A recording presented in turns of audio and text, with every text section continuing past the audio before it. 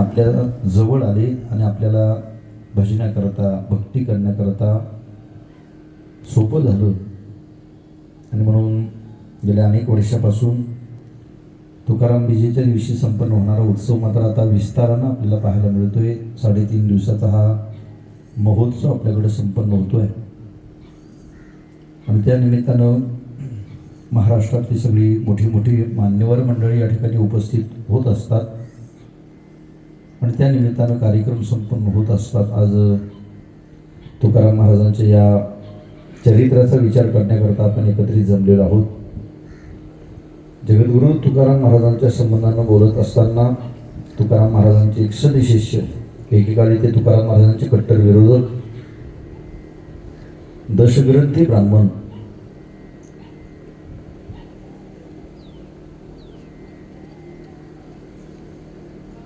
अर्थात रामेश्वर शास्त्री, आणि त्या रामेश्वर शास्त्रींनी आरतीमध्ये तुकोबऱ्यांचं वर्णन करत असताना सांगितलं की तुकिता तुलनेशी ब्रह्म तुकासे आले, आणि म्हणून रामेश्वरी चरणी मस्तक ठेविले. तुकोबऱ्यांची तुलना त्या परब्रह्मासोबत करत असताना परब्रह्म आणि तुकाराम महाराज हे समान आहेत अशी अनुभूती आली रामेश्वर शास्त्रींना. आणि म्हणून ब्रह्माच्या संबंधातनं जर आपण वर्णन करायला गेलो तर या वाणीनं आपण त्या ब्रह्माचं वर्णन करू शकत नाही. व त्या ब्रह्माच्या तुलनेला तुकलेले तुकाराम महाराज आहेत, त्यांचं वर्णन आपल्या या वाणीनं आपल्याला कसं काय करता येईल. पण तरी सुद्धा तुकाराम महाराजांच्या संबंधानं बोलण्याचं थोडंसं धाडस करतो. त्याच्या पाठीमागची 1-2 कारणं अशी आहेत की संतांच्या संबंधातनं किंबहुना संतांच्या जीवनाच्या संबंधातनं आपण जर चिंतन केलं तर भगवान परमात्मा म्हणतात की तेही प्राणा परवते आवडती मज निरुते जे भक्त चरित्राती प्रशंसती. संतांच्या चरित्राचा विचार जर आपण केला, त्यांचं चिंतन जर आपण केलं तर आपण भगवान परमात्म्याला आवडते होतो. याच्याकरता तुकोबऱ्यांच्या चरित्राचा थोडक्यामध्ये विचार करायचा आहे. दुसरी गोष्ट अशी की या संत महात्म्यांचं चरित्राचं चिंतन केलं, त्यांच्या नामाचा जरी उच्चार आपल्याकडनं झाला तरी महाराज म्हणतायत की त्यांचं नामचिंतन जर आपल्याकडनं जर घडलं तर आपल्या पदरामध्ये मोठी पुण्याची सामुग्री पडत असते. म्हणून पुण्यवंत भावे घेता सज्जनांची नावे, म्हणून सुद्धा तुकाराम महाराजांचं चरित्र वर्णन आपण केलं पाहिजे. हे वर्णन करत असताना तुकाराम महाराजांच्या आदिपुरुष अर्थात विश्वंभर बाबांपासून आपल्याला ते चरित्र ज्ञात आहे की विश्वंभर बाबांपासून पांडुरंगाची भक्ती तुकाराम महाराजांच्या या घराण्यामध्ये आपल्याला पाहायला मिळते. ती परंपरा जगद्गुरू तुकाराम महाराजांकडं आली. तसं पाहिलं तर तुकाराम महाराजांच्या घरामध्ये 3 जण भाऊ, त्यापैकी थोरले जे आहेत ते सावजी आहेत, 2 नंबरचे तुकाराम महाराज, आणि तिसरी जे आहेत ते कान्होबा आहे. असे 3 जण भाऊ आहेत. या 3 भावांचं चिंतन करत असताना मोठे जे सावजी आहेत यांच्या संबंधानं बोलताना असं म्हटलं जातं की ते भगवान महादेवाचा अवतार म्हणून विरक्ती त्यांच्या अंतःकरणामध्ये. दुसरी जगद्गुरू तुकोबर आहे, हे प्रत्यक्ष विष्णूचा अवतार आहे. आणि तिसरा अवतार म्हणजे कान्होबा यांचा अवतार, तो ब्रह्मदेवाचा. असे विचार आपण करत आलो. आणि हा विचार करत असताना जगद्गुरू तुकाराम महाराजांचा जन्मापासूनचा जो परमार्थ सुरू झाला, सुरुवातीच्या काळामध्ये तुकोबरायांनी आपला प्रपंच चांगल्या पद्धतीने केला. 12-13व्या वर्षी तुकोबरायांचं पहिलं लग्न झालं आणि घराची संपूर्ण जबाबदारी तुकाराम महाराजांवर ती पडली. याचं कारण तुकाराम महाराजांचे जे मोठे भाऊ अर्थात सावजी हे विरक्ती वृत्तीचे असल्या कारणानं ते या संसारामध्ये काही गुंतलेच नाही. त्याच्यानंतर तुकाराम महाराजांच्या जीवनामध्ये आईवडिलांचं जाणं झालं. बाप मेला न कळता नव्हती संसाराची चिंता. आणि मग सर्वस्वी जी जबाबदारी आहे कुटुंबाची ती तुकाराम महाराजांच्या खांद्यावरती येऊन पडली. आणि संत महात्म्यांनी कुठल्याही जबाबदाऱ्या मात्र कधी झटकल्या नाही. तुकाराम महाराज जे प्रपंचामध्ये आले महाराजांचा प्रपंचसुद्धा चांगला मोठा आहे. त्या काळामध्ये महाजनकी तुकाराम महाराजांकडं या महाजनकीचा व्यापार सांभाळता सांभाळता वयाच्या 17व्या वर्षापर्यंत महाराजांचा व्यापार एवढा चांगला होता की त्या काळामध्ये लोक तुकाराम महाराजांना तुकाराम शेठ या नावाने ओळखत होते. अशा पद्धतीची तुकाराम महाराजांची त्या काळची एक प्रसिद्धी. आणि मग हे सगळं होता होता मध्ये दुर्गाई नावाचा दुष्काळ आला आणि त्या दुष्काळामध्ये तुकाराम महाराजांची एक पत्नी, त्या पत्नीला देवाज्ञा झाली. पण या सगळ्या घटनांचा विचार आपण करत असताना तुकाराम महाराजांच्या जीवनामध्ये घडलेल्या घटना जर आपण पाहिल्या तर एक एक घटना तुकोबारायांना त्यांच्या प्रपंचापासून थोडं थोडं दूर घेऊन जात असताना आपल्याला पाहायला मिळते.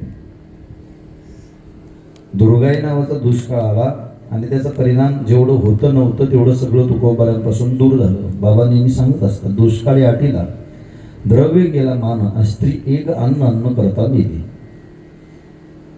तसं पाहिलं तर हे चटके जे प्रपंचामध्ये आपल्याला भोगायला लागतात याच्या पाठीमागचे एक कारण असतं की आता तरी या प्रपंचापासून दूर व्हा.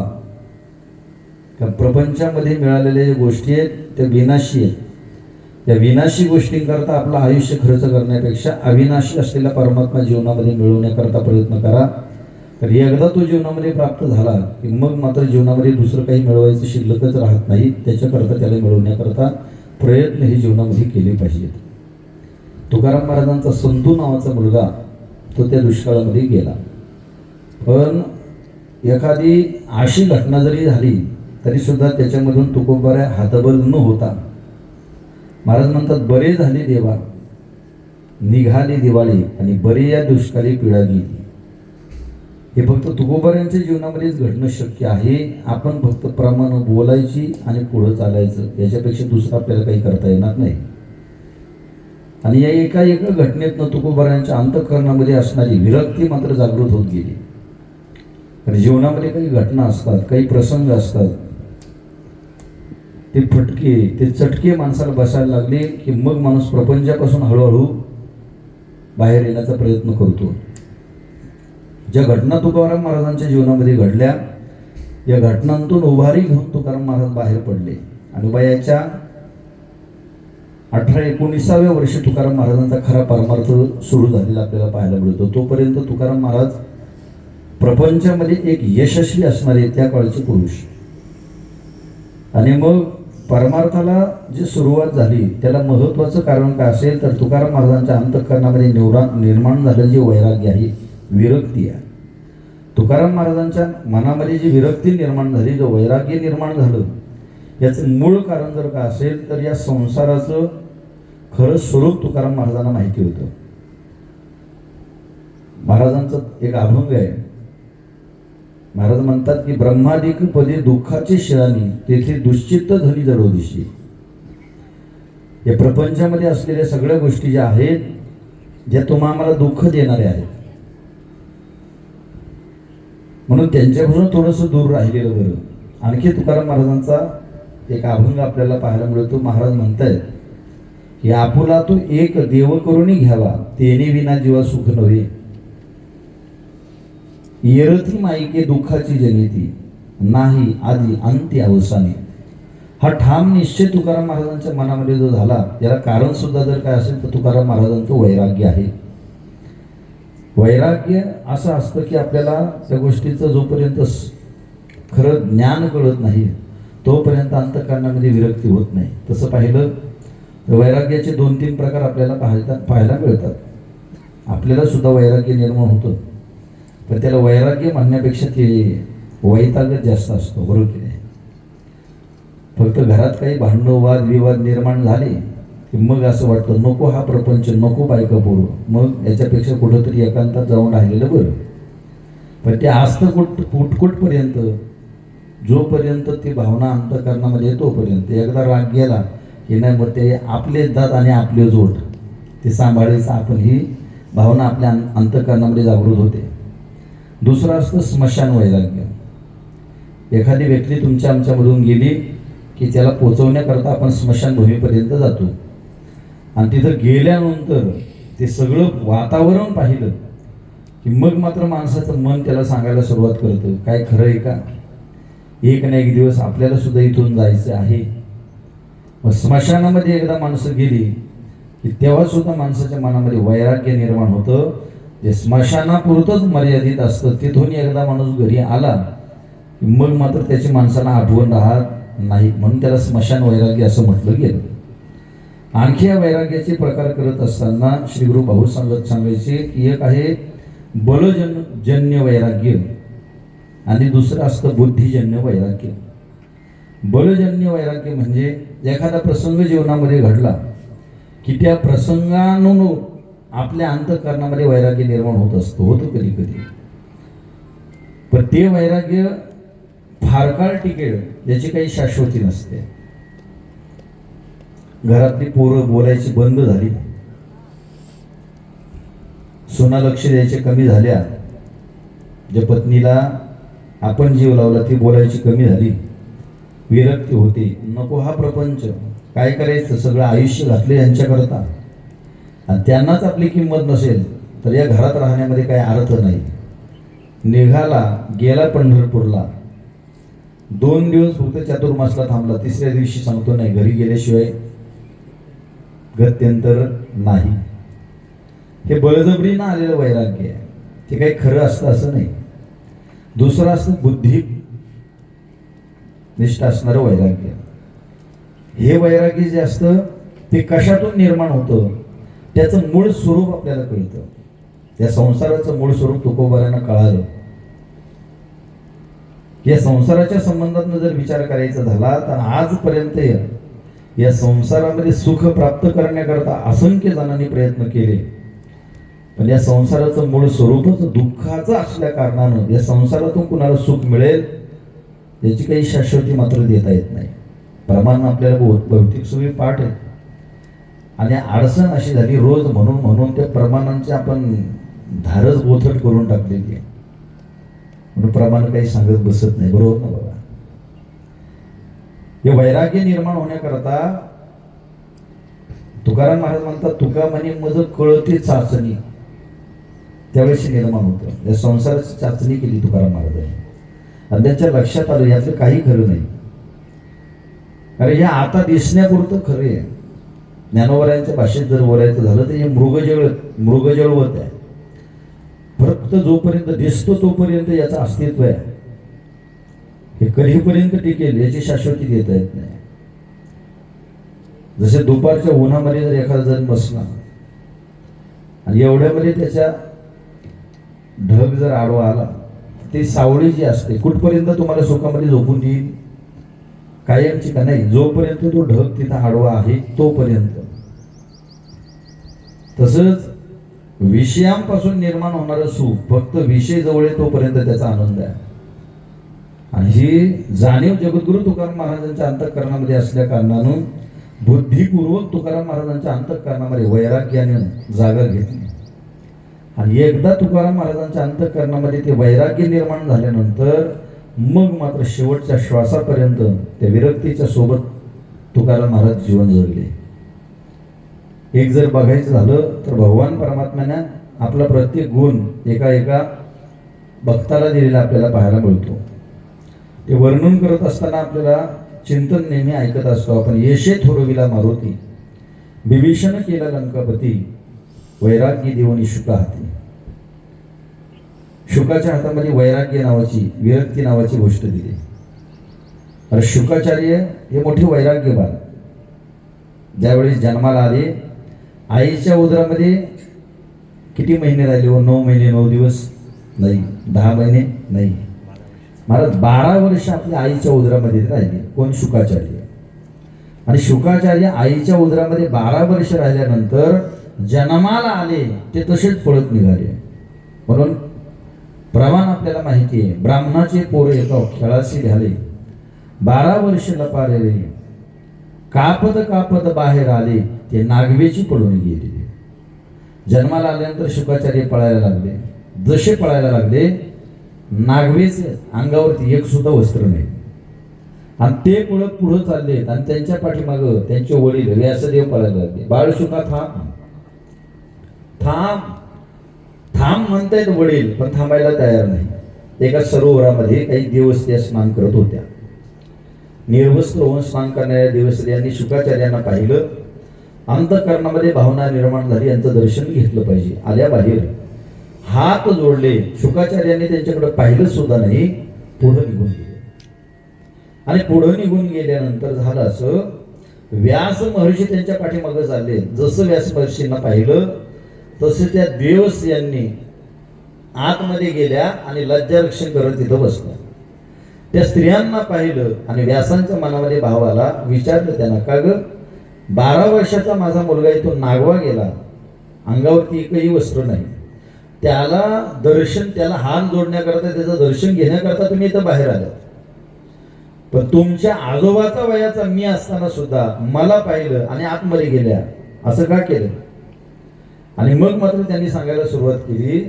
म्हटलं, एक सांगू का, तुमचा मुलगा इथून गेला ना, त्याच्या मनामध्ये आम्ही स्त्रिया आहोत आणि तो पुरुष आहे हा भेदच नव्हता. तुमच्या मनामध्ये मात्र भेद दिसतोय की मी स्त्री आणि तुम्ही पुरुष आहे. मग तुमच्या मनातला जो भेद असल्या कारणानं आम्हाला आमचं लज्जारक्षण करणं महत्वाचं वाटलं, म्हणून आम्ही पाण्यामध्ये जाऊन बसतो. हा सगळा संवाद शुकाचार्यांनी ऐकला आणि आपण आपल्या वडिलांपेक्षा श्रेष्ठ आहोत हा भाव त्यांच्या अंतःकरणामध्ये जागृत झाला. अहंकार कोणाला सोडत नाही. अहंकार जागृत झाला, पण पुढे गेले आणि तपश्चर्या करण्याकरता बसले. कोणीही तपश्चर्या करायला सुरुवात केली की सगळ्यात अगोदर पोटात दुखायला सुरुवात होते. ते कोणाच्या? इंद्राच्या. बरोबर की नाही? एखादा माणूस मोठा व्हायला लागला, एखाद्याने साधना करायला सुरुवात केली की कोणाच्या ना कोणाच्या पोटात दुखायला सुरुवात होते. इंद्र असेल, कधी देवेंद्र असेल. ऐका, महाराज इंद्राने तिथे रंभेला पाठवलं आणि पाठवल्यानंतर सांगितलं, जा शुकाचार्यांची समाधी उत्थान पावली पाहिजे आधी. आणि रंभेनं आपलं नृत्य सुरू केलं. रंभेच्या नृत्याचा परिणाम महाराज शुकाचार्यांची समाधी उत्थान पावली. समोर पाहतात तर रंभा जगातलं सगळं सौंदर्य एका मुशीमध्ये घालावं आणि त्यातून एखादी निर्मिती करावी, एवढी सुंदर दिसणारी ती रंभा आहे. पायाच्या नखापासून डोक्याच्या केसापर्यंत सगळं अत्यंत सुंदर आहे. हे सगळं पाहिलं आणि शुकाचार्यांचे डोळे विस्फारले. रंभेला वाटलं आपलं काम झालं. सांगितलं शुकाचार्यांना, माझ्यासोबत विवाह करा. हात जोडले शुकाचार्यांनी. सांगितलं, माते आता फसायचं नाही कोणाला, कारण हा देह किती नाचका कुसका आहे याचा अभ्यास मी 12 वर्षापर्यंत आईच्या उदरामध्ये राहून केलेला आहे. त्याच्यामुळे आता याच्यामध्ये फसणार नाही. रंभेला वाटलं आपला डाव फेल गेला. दुसरा डाव टाकला. तिने सांगितलं, खरं सांगू, तुमच्या माणसांपेक्षा आम्ही त्या अप्सरांमध्ये देहामध्ये फरक पाहायला मिळतो. तुमचा देह हा दुर्गंधीयुक्त आहे, कधीतरी मरणार आहे. सगळी गोष्टी तुमच्या देहाला आहेत. षडविकार जे म्हटले जाते ते तुमच्या देहाला आहेत. हे षडविकार आमच्या देहाला नाही का? त्या रंभेनं काहीतरी टोकदार सुरीसारखं घेतलं, फाडून दाखवलं. जसं फाडलं तसं पाहिलं, आतमध्ये जे शरीर होतं, जसा कापूस असतो पिंजलेला, तसं कापसासारखं, नाही रक्त बाहेर पडलं, नाही काही त्याच्यातनं. आणि मग त्यांनी सांगितलं, आणि त्यातनं अत्तराचे फवारे उडायला लागले. आपलं शरीर जर फाडलं तर रक्त बाहेर पडतं, दुर्गंधी त्यातनं सुटते. पण रंभेचं शरीर फाडल्यानंतर त्यातनं अत्यंत सुंदर असं सुगंधित द्रव्य बाहेर पडायला लागली. पाहिलं, विस्फारले डोळे शुकाचार्यांचे. आणि मग मात्र रंभेने सांगितलं, बघा एवढा चांगला देह करा आता तरी स्वीकार. आता शुकाचार्याने हात जोडले आणि रंभेला एकच सांगितलं, तुमचा देह एवढा चांगला आहे हे माहिती असतं तर आईच्या उदरामध्ये विष्ठेच्या दाथरी तिथं बसून साधना करण्यापेक्षा तुमच्या देहात बसलो असतो आणि चांगल्या पद्धतीनं साधना करता आली असती. दुर्दैव आहे तुम्ही मला उशिरा भेटला. मला शुकाचार्यांच्या या बोलण्यातून एकच गोष्ट आपल्या लक्षात येते, एकदा त्या गोष्टीचं खरं तत्व आपल्याला कळालं की किती काही जरी झालं तरी अंतःकरणामध्ये त्या गोष्टीविषयी आसक्ती निर्माण होत नाही. हे वैराग्याचं खरं लक्षण आहे. ज्ञानोबा यांनी वैराग्याची व्याख्या सांगितली आणि विचारसागर ग्रंथामध्ये आलेली वैराग्याची एक व्याख्या मी आपल्याला सांगतो आणि सेवा आटोपतो. विचारसागर ग्रंथ आपल्याला वैराग्याची व्याख्या सांगत असताना सांगतो की इहलोकीपासून ब्रह्मलोकापर्यंत भोगाच्या अनुकूल मानलेल्या भोगाच्या त्यागाच्या इच्छेच वैराग्य म्हणतात. आमचे त्र्यंबकेश्वरचे हे विद्यार्थी सगळे इथं बसतील. विचारसागर ग्रंथ आपल्याकरता चिंतनाकरता असतो आणि त्याच्यामध्ये वैराग्याच्या संबंधातनं चिंतन आलेलं आहे. इहलोकापासून ब्रह्मलोकापर्यंत अनुकूल मानलेल्या हा शब्द महत्वाचा आहे. ते अनुकूल आहेत असं नाही. हे भोग जे आहेत ना हे अनुकूल आहेत असं नाहीये, पण आपण त्यांना अनुकूल मानलेलं आहे. लक्षात घ्या. गुलाबजाम तसं पाहिलं तर ज्याला डायबिटीज नाही त्याच्याकरता गुलाबजाम कसा आहे? अनुकूल आहे. पण ज्याच्याकरता ज्याला डायबिटीज आहे त्याच्याकरता गुलाबजाम कसा आहे? प्रतिकूल आहे. तसेच विषय जे आहेत ना तिथं त्यांचं म्हणणं आहे निश्चलदासजींचं की आपण अनुकूल मानलेले आहेत, पण अनुकूल मानलेल्या या भोगांच्या त्यागाच्या इच्छेस खऱ्या अर्थानं वैराग्य म्हणतात. त्याचाच विस्तार करताना अर्थात विचारसागर नंतरचा ग्रंथ आहे. ज्ञानोबा अगोदरचे ज्ञानोबा म्हणतात ऐहिकीच्या का स्वर्गीचे भोग पायिक झाले इच्छेचे ते भोगावे हे न रुची मना माझी. एखाद्याला एखादा विषयच मिळत नाही आणि त्यानं म्हणावं नाही ते मला आवडत नाही, याला वैराग्य म्हणत नाही. सगळे भोग तुमच्या पायाजवळ लोळण घेत आहेत आणि मग तुम्ही सांगायचं आता मला या गोष्टीची गरज नाही. त्याला म्हटलं जातं विरक्ती, त्याला म्हटलं जातं वैराग्य. आम्हाला थोडंसं सोनं अंगावरती घालायला मिळत नाही, आपण म्हणायचं नाही आम्हाला ते सोनं आवडतच नाही. अगोदर ते मिळावं आणि मग त्याचा त्याग, ती विरक्ती आहे. तुकाराम महाराजांच्या जीवनाच्या बाबतीत जर विचार करायचा झाला तर जगातली सगळी सुख सगळे विषय तुकाराम महाराजांच्या पुढे लोटांगण घालतायत, पण तरी सुद्धा तुकाराम महाराज मात्र त्या भोगांपासून स्वतःला बाजूला ठेवतात. का? महाराजांना माहिती आहे हे भोग नाही, खऱ्या अर्थाने हेच खरे रोग आहेत. काकड्यामध्ये आपण चिंतन करतो भोगे रोगा जोडून या दिले अनेका. याच भोगांनी तुम्हाला रोगाला जोडून जर दिला असेल, या भोगांचा उपभोग घेण्यापेक्षा यांच्यापासून 2 हात दूर राहिलेलं बरं. हा भाव अंतःकरणामध्ये धारण करून जगद्गुरु श्री तुकोबाराया याच्यापासून दूर राहिले. कशामुळं? महाराज ज्ञानाला जर टिकवून ठेवायचं असेल, आपल्या अंतःकरणामध्ये ज्ञान निर्माण झालं किंबहुना आतमध्येच येते. ते जागृती देण्याचं काम कोण करत असतात? सद्गुरू करत असतात, संत महात्मे करत असतात. अंतःकरणामध्ये ज्ञानावरती पडदा आलाय, तो पडदा फक्त दूर करायचा आहे. मल, विक्षेप आणि आवरण हे 3 दोष सांगितले. या दोषांचं निवारण करत असताना मल आणि विक्षेप हे दोष निवृत्त होतात, पण आवरण दोषाच्या निवृत्ती करता एखादा महात्मा लागतो, संत लागतो. संतांच्या चरणाजवळ बसावं, त्यांच्याकडनं अपेक्षा करावी. पण ती अपेक्षा करत असताना अगोदर आपल्याकडनं त्यांची काहीतरी सेवा घडली पाहिजे.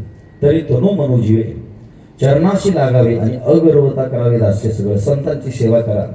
हे संत महात्मे आपल्या अंतःकरणामध्ये असलेल्या ज्ञानावरती जे अज्ञानाचं आवरण आलंय त्या आवरण निवृत्तीचं काम हे संत महात्मे करत असतात.